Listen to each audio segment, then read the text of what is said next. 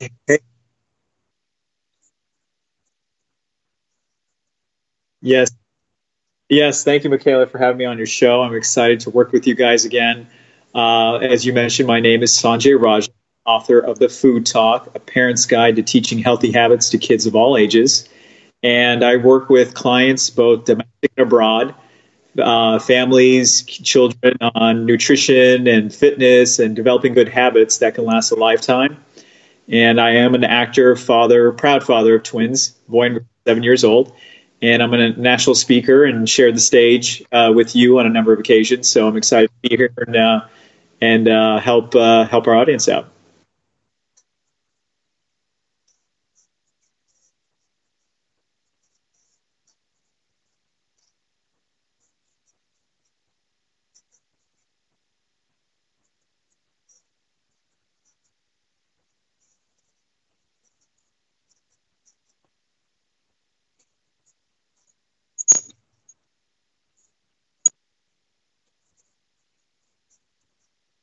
Yeah, it's for me. My philosophy has always been it's always about a lifestyle change because diets are unsustainable.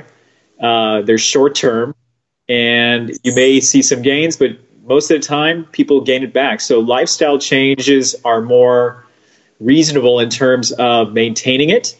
So everything I do is always about the long term, not the short term, and asking the question why we do the things we do behind the decisions we make when it comes to nutrition and fitness.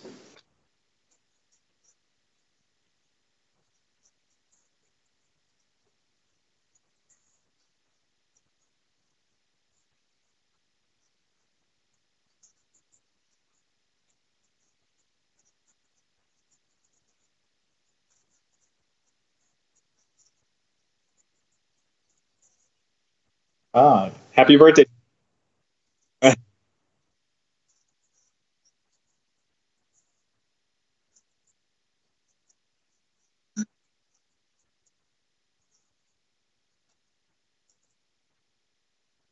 Oh, no, no, that's so true. When at the time when my wife was pregnant, that was the theory as well that we kind of lived by, which is eating for two and actually eating for three because she had twins. But yeah, so it's a slippery slope, and you want to maintain good nutrition habits and stay healthy for yourself. And the saying goes, your baby eats what you eat, which is true to a certain extent. Uh, so that being said, what we want to do today is kind of dispel some myths about this, and that you don't actually need to up your calories significantly in order to maintain a healthy pregnancy. And you also want to make sure that you're maintaining a healthy body weight. Now, you're naturally going to gain weight when you're pregnant, but you maintain as much of a healthy body weight as you can. On average, just kind of doing the research, they're saying roughly you should eat about 300 to 400 more calories than you normally would when you're pregnant. That will help with lactation and milk production. For those women who already had the baby. But when you are in the process of being pregnant, 300 400 more calories is really all that's needed.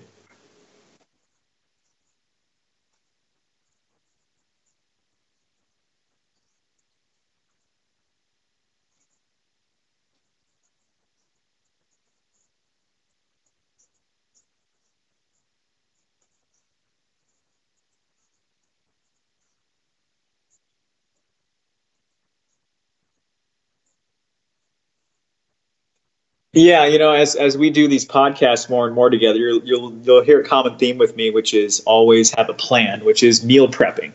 And with meal prepping, it's tough, especially when you're pregnant. You get a craving for pickles or whatever it may be. But, I remember at the time when I was married, I she had a craving for this sandwich in Fort Lauderdale. So literally, we woke up one night in the middle of the night, drove 4 hours, got the sandwich, drove 4 hours back.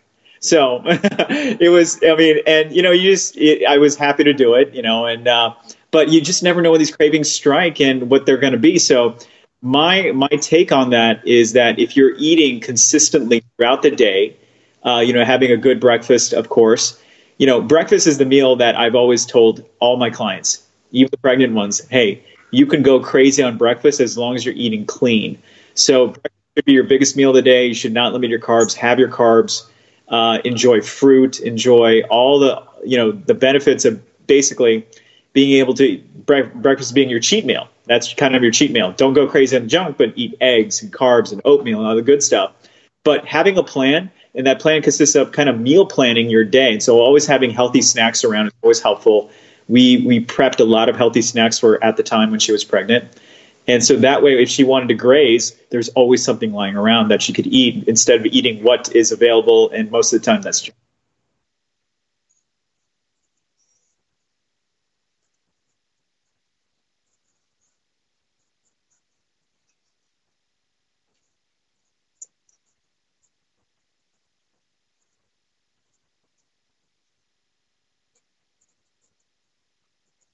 Yeah, no, it's true. It's like I spend my weekends feeding these two kids, and I feel like that's all I do is on weekends just meal prep. Oh, but what I do typically, is just kind of outline the menu for the week, and I think about, what are the activities that are going to happen during the week for the kids, after school activities, and then what do I have going on, and what time do I have to, make a meal that day, or am I going to have to turn my meal prep and have something that I pre-made. So just kind of taking a look at your schedule, number one, the kid's schedule, number two, if your kids are older, and or when you're pregnant, basically looking at, hey, I've got a doctor's appointment, whatever it may be that you've got coming up, and then just jotting down some of your favorite foods, and then just kind of looking at that and saying, okay, how can we, A, make these healthy, and B, what are easy things to make, and then C, looking at how often do you want to eat during the day, because I think that's one of the biggest challenges is not knowing how many times during the day you're going to get hungry and wanting to graze. So just kind of make a guesstimate and then just writing it down and then prepping it, and then on a Sunday or a Saturday, and you're good for 7 days a week. It's a lot of work up front, but the good news is for those 7 days, you're good to go, and you'll always have something available. That is wonderful advice. Apparently, the first half of the show, nobody could hear me. Oh. So for those of you that are listening, I'm sorry. I'm Michaela, and I'm the host of Honest Talk Radio. And again, we've got Sanjay here with us, that's the author of The Food Talk, and we are talking about pregnancy and nutrition. And just a quick recap, we were talking about meal prepping, and it sounds like a daunting task to me, but I will admit that when I do meal prep, I feel so accomplished for the week, and also feel like I have a lot more energy because I don't have to think about it. Yeah, no, that's the biggest challenge. When you have kids or you're in the process of having kids, it's going to be when it's just you and your significant other, or if it's just you. You pick out a meal that suits you because you're like, hey, this will be easy, this will be quick, no big deal. But when it's pending baby on the way, when it's having kids, it is pretty much the circle of your universe is that you're going to be thinking about what you're going to eat all the time. Right. And yeah, it's just crazy. I don't even realize, but I go to the grocery store at least twice a day. Oh, I know. Now. Me too. So yeah, it's never ending, and it gets really expensive if you say, I'm going to order this, order that, and you can never find anything good. So that's why meal prepping is so important. But like we mentioned earlier, for those who didn't get a chance to listen in, having a plan, and the plan starts with writing down some of your favorite meals. Step two is basically looking at your schedule and saying, what do I have going on this week, and when can I really realistically make dinner?